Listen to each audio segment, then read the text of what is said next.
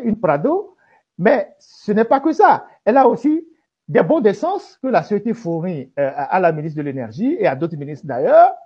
Et la société verse à la ministre des Mines et de l'Énergie, c'était depuis le temps d'Amipi, 4 500 000 francs par mois.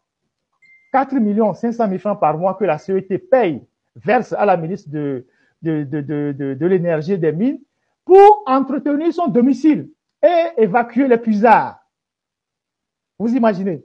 C'est-à-dire, la société débloque 4 500 000 francs chaque mois pour mettre à la disposition du ministre ou de la ministre de l'Énergie pour entretenir sa maison et vider les puisards. Je ne sais pas si dans la maison des ministres, les puisards se remplissent chaque mois ou l'entretien de leur maison, c'est chaque mois. Mais chaque mois, la société met à la disposition du ministre cette somme-là pour l'entretien de leur domicile et vider les puisards de la ministre de l'Énergie. Bon, je ne sais pas combien de fois on va aux toilettes là-bas, mais ça, ce sont les réalités qui se passent dans notre pays. Pour une société qui est endettée et qui écrase les citoyens dans le paiement des factures. Ouais, Au-delà de ça. Oui, Ferdinand. Ouais, mais il ne faut pas oublier que quand on est ministre, il y a tout le village qui vient devant le domicile. Donc, tout le village vient faire ses besoins dans les toilettes. Donc, le puisard, ça se comprend bien. Et c'est la CET qui supporte toutes ces charges-là. Donc, la CET verse à la ministre des Mines et de l'Énergie 4 500 000 pour vider ses puisards mensuellement. Et elle met un lot de bons de carburant. Elle ravitaille le ministre en tout, les champagnes, chèvres, des dettes non techniques de la société. Les dettes non techniques de la société, c'est tout ce que vous entendez par les trucages de compteurs. Parfois, ce sont même les agents de la société, certains techniciens, qui vont truquer les compteurs au domicile de certaines personnes et pour les sociétés libanaises qui sont au port autonome de Lomé, qui ont installé des usines là-bas, où on truque les compteurs moyennant de l'argent. Et donc, vous constaterez que le trucage de compteurs est devenu une norme dans notre pays. Et justement, parlant du trucage de compteurs, il y a eu un audit à la société, il n'y a pas très longtemps, un audit par un expert de la société. Je vous dirai ce qui est caché derrière tout ça. Un audit, cet expert, il est connu depuis des années, un homme assez rigoureux. Il a déjà fait des audits à Dapaon, à Bassa, à Kara, à Sokodé. Et donc, il a récemment fait un audit dans toute la zone de la cité, de la résidence de la Caisse, cité du Millennium, cité OUA.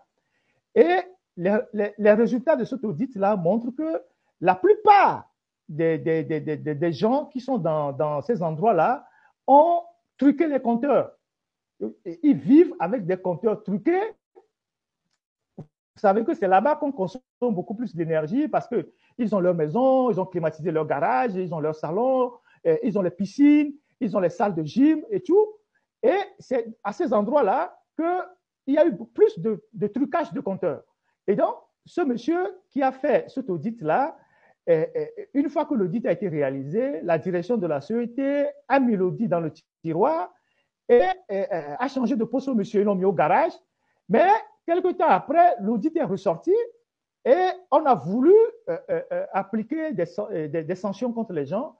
Et ce monsieur a été encore renvoyé sur le terrain. Et qu'est-ce qui s'est passé? Un matin, le monsieur, il fait une crise.